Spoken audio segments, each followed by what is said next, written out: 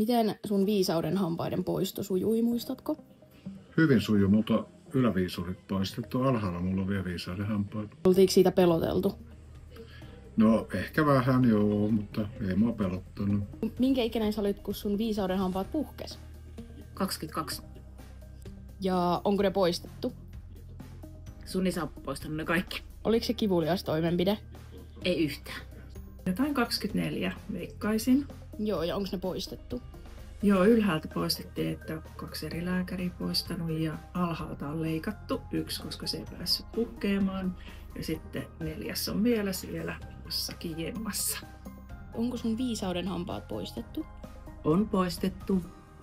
Ja pelkäsikö se sitä toimenpidettä tai oliko se semmoinen, mistä oltiin peloteltu ehkä etukäteen? No vähän jännitin joo, mutta sitten kun itse se päivä tuli ja olin Vaasassa silloin opiskelijana, niin se meni tosi hyvin. 2 yhdellä kerralla.